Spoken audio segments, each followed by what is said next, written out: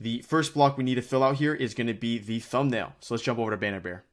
Once you're in Banner Bear, let's jump over to our projects. Let's go to essentially create a project specific to this. We have YouTube course already created here. We're going to create a template, and we're going to use a custom template as they don't have thumbnails for YouTube as a default option. We're going to do a width of 1280 and a height of 720.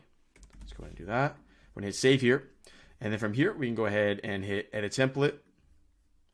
And we can just start creating our YouTube thumbnail of how we want this to look. So to begin, let's go ahead and add a couple layers here. The first layer I'm going to add is going to be the image layer.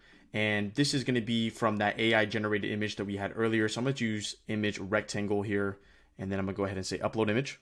Perfect. So the image has been uploaded. I'm going to just go ahead and drag this. And then as we see here, this doesn't look bad at all. So this is going to be the AI generated image here. Drag this right here.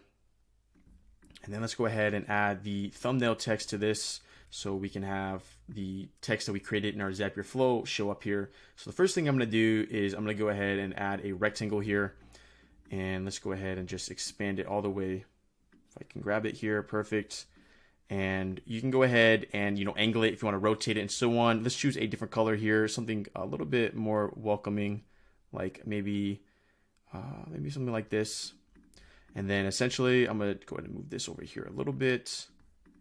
And we're going to go ahead and rename our image here because this is going to be essentially we grab the variable.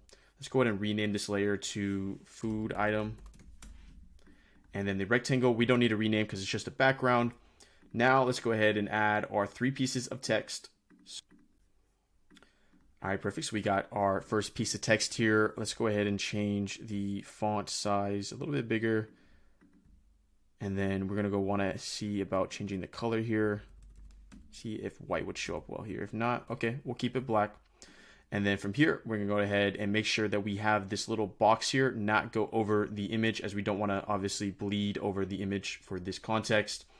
And we're going to go ahead and rename this to line 1.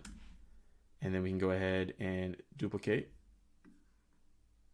And we can rename this to line 2. And this will make more sense as we jump over to Zapier. But for now, this is essentially, we're identifying each one as a separate layer so that this comes out perfect. We're going to do line 3. And let me say rename line 3.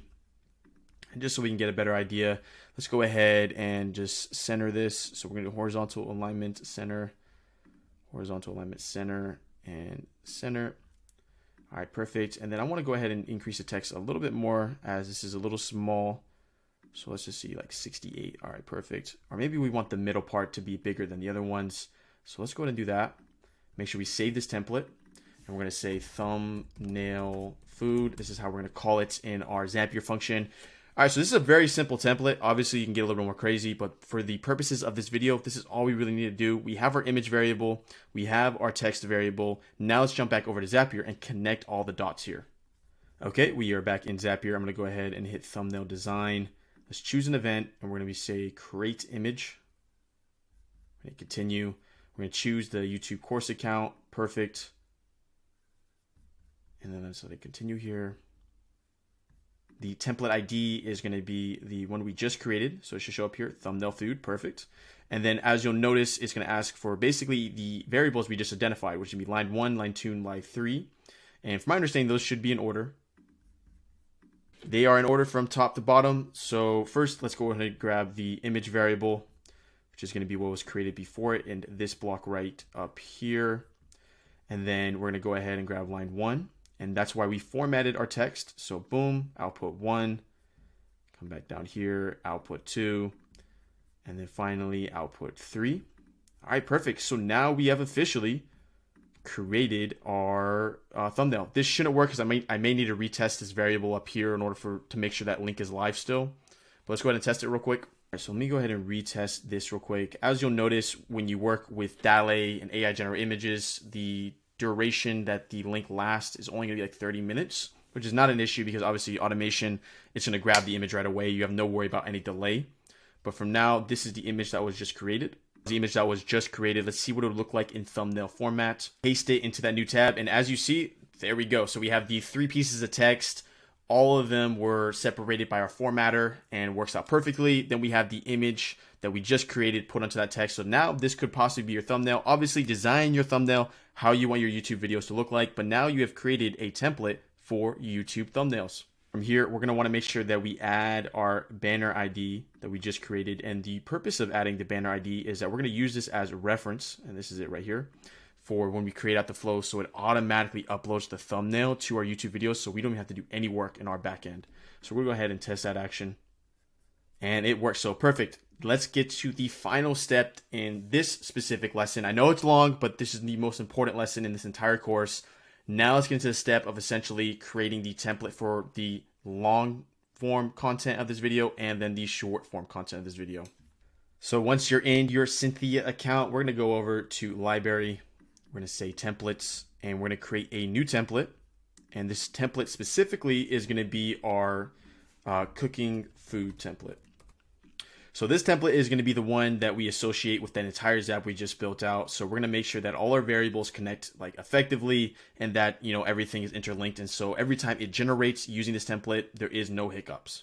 Okay, so in order to begin, we're going to go ahead and add some scenes here. In total, I'm looking at around 1, 2, 3, 4, 5, 6 scenes.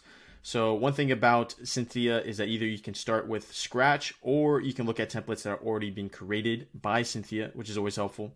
So let's go ahead and just grab some templates that's already been created for our editing purposes. So we can go ahead and add this as the first template for the introduction, essentially, that we created earlier.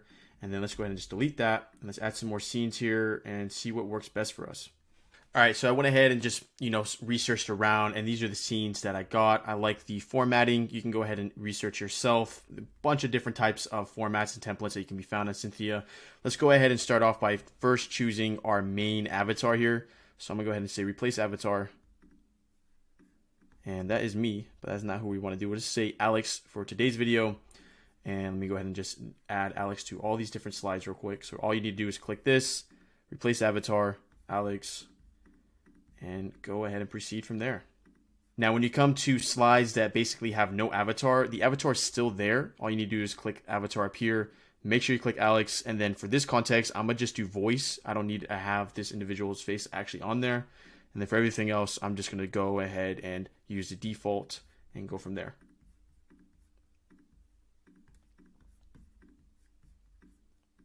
The next thing I'm going to do is ensure that all the voices are the same. So we're going to say apply new voice to all female avatars, which in this context, we'll go ahead and go with the recommended voice of engaging. And then every single voice from here on out should be engaging as seen here. And that's good stuff. All right, the next step that is always useful in all these videos is we want to make sure that our color scheme is unanimous throughout. So let's go ahead and update all the color schemes for all these different slides here. So that is as simple as just going here and clicking the correct fill. And honestly, let's stay with this color scheme from the first slide here and make it unanimous throughout all the slides here. So for example, this is sufficient, but maybe we want to change the background here to the orange that we had there. Okay. From here, we can go ahead and you can add a logo if you want to. I'm going to delete that. Come over here, and then we're going to change this orange here to the color that we're looking for here. Perfect. Going to remove this as we don't need that. And then we definitely want to change this. So we're going to go ahead and change this right there. And then we'll go ahead and grab our secondary color that was founded here in the background. And we're going to go ahead and copy that. Bring that over here. And I'm going to go ahead and do this for the rest of the video. Now let's start inserting some variables, changing the formatting and so on, so we can get some really good content going on here. I'm going to fly over here real quick. The first thing I want to do is set up just a simple variable here, and we're just going to call it dish. And this is how you identify variables in Cynthia. So by me identifying dish, essentially later I want to put in the main topic of whatever dish is being created here. So in this context, it would be dish. And then we're going to basically put a subline of how to cook. Cook. And that's going to be a fixed variable. We're going to go ahead and delete that. So now when I call upon this, as you see in the Zapier flow, we're going to be able to insert a variable in there. So that's nice. The first variable we're going to have is going to be 2 curly brackets. And then we're going to make sure, or is it might be these. Okay, perfect. It's just 1 curly bracket. And we're just going to say intro, another curly bracket. And then we're going to go ahead and see. So it is actually 2 curly brackets. Once you've created that, it will look like this. And essentially default value would just be intro. this is where we're going to be start plugging in our scripts. If you want to add fixed text here, you could go ahead and do that. Say, let's get to it. So after the variable ChatGPT script we create, you want to have like some type of like fixed thing that it's always said throughout every single video. You can add it there. For the purpose of this video, I'm gonna just have it so basically the entire video is AI generated when it comes to the script. So our first script is intro. The next one is the cooking tip. So we do curly brackets. We're gonna say cook tip, curly brackets again, and then I'll do that. And then from here, we can go ahead and add our cooking tip. So we're gonna go ahead and do curly brackets, tip of cook, curly brackets again. So then we're gonna be able to not only insert the cooking tip as a speech, but also insert it as a piece of text. The last thing I want to do here for this slide is we're going to want to make sure we change our background here so it isn't just skyscrapers, because that does not look right. So let's go ahead and see what we can do there. So that was a little bit of an overlay there. And let's go ahead and see if we can change this real quick. All right, we're going to go ahead and use this. It shows a bunch of different spices, which is cool. We're going to go ahead and add our overlay back. And then now we should have a little bit of a video looping in the background as that cooking tip comes up. Let's go ahead and proceed to the next slide here, which is going to be our, explain part 1. So in explain part 1 is just kind of like the ingredients. So I'm going to say ingredients, or we're going to say get your list ready. And then we're going to go ahead and add a subtitle here, YouTube description, just add a little bit more context here. And then we're going to go ahead and say for our first part, we're going to expo 1. So make brackets as well. Again, obviously use variables that you can recognize when you're using it in Zapier. So if that is not recognizable to you, try a different type of input variable there. But for now, that is sufficient of what we want here. Let's go to the second level here. And this right here is going to be interesting because this is where we're going to learn how to add that AI image. The first thing I need to do for this is I'm going to go ahead and get rid of this background media, as we don't need that. The next thing I'm going to do is I'm going to upload the image that we're going to be using. This is very important. Whatever your dimensions are when it comes to the image, make sure to maintain it here. So for us, it's 1024 by 1024. So let's go ahead and upload that AI image real quick. Once the image is uploaded, we're just going to go ahead and drag it here like that. And then this works like any type of editing software that you're familiar with. You can just kind of right click and we're going to say send to back. And then from here, we have our image, but it's not a variable yet. So we're gonna have to make it a variable. We're gonna go ahead and hit these 3 little brackets here. We're gonna say add variable, and we're gonna say showcase food. And then essentially now we can grab and add data from the back end of Zapier and upload different images for every single video. That's really good to know. We're gonna go ahead and add our brackets here. We're gonna say expo 2. And then from here, we're gonna go ahead and say, this could be a variable text if you want to make another GPT block, but we're going to just say, let's cook together. Perfect. From here, we're going to go ahead and delete this little logo. And then the next slide, I went ahead and changed a different type of style here. So that was a voiceover. This is going to be just, straight talking to you. And all we need to do in this context is going to be bracket, bracket, expo 3, bracket, bracket. And now we get to our final slide here, which is going to be our conclusion slide. And we can go ahead and add a bracket, bracket, CON, and then bracket, bracket. Now, one thing you'll notice here is a delay. So you can add a delay timer. Typically at end of videos, maybe you want to add a delay timer to like showcase, hey, like watch this video or watch this playlist. So you'll have a nice little delay timer here. There's other stuff you can do here, such as gestures. So for example, I could have the AI avatar nod with head yes, head no, eyebrows up, and so on. So for the purposes of this video, we'll go it so that at the end of the intro, the avatar puts a head yes nod, which is going to be nice. From here, though, we can go ahead and jump through it all. And we'll go ahead and just change this to let's get cooking.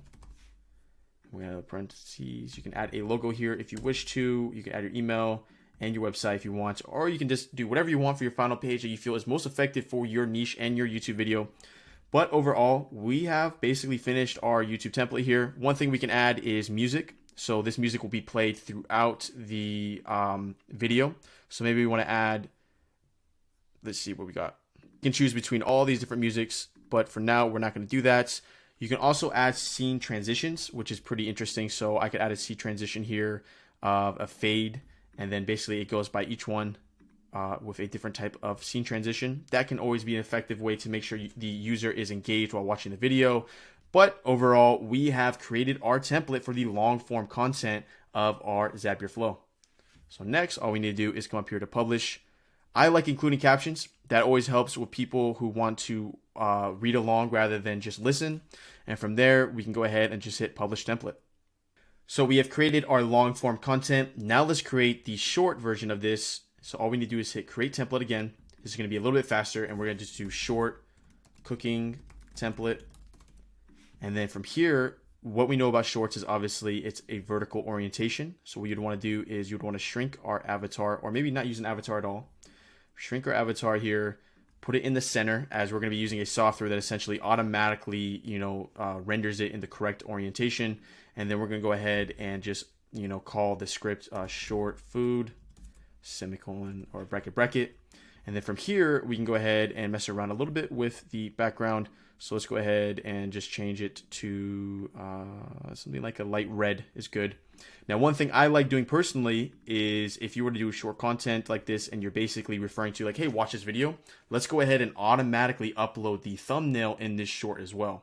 To do so, make sure you download that example thumbnail that you have previously from your Zap, and then let's go ahead and just go to media, upload media.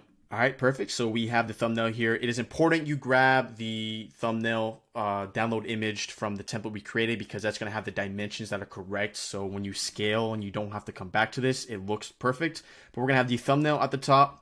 Then we're going to have the AI avatar talk about that little short script you created. But overall, that's all you really need to do for your shorts version of this content. Obviously, you can add a bunch more stuff here, but for now, we are going to go ahead and just make sure we do one more thing. Let's go ahead and add a variable here, and we're going to say thumb short.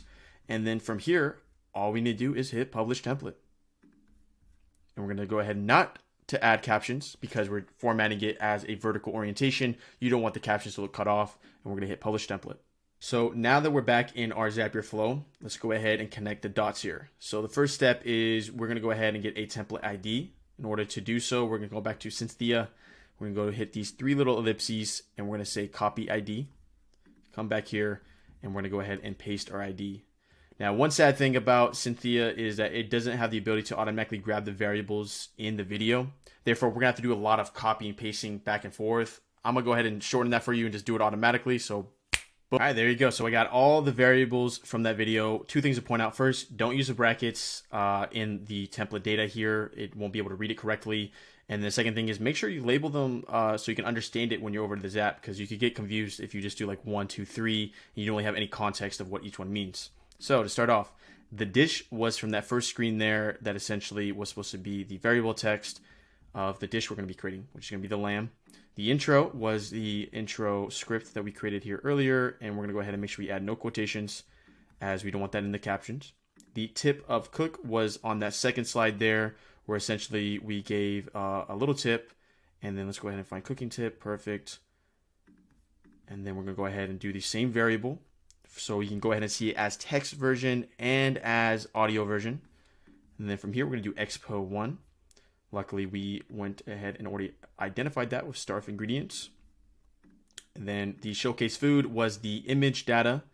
So instead of using the thumbnail image, we're gonna go ahead and use the image in video in order to show differentiation between the thumbnail image content and then the video content that can really give diversity to your overall content that you have on the channel. Then we're going to go to part 2 here for Expo 2, and then we're going to go Expo 3 for part 3.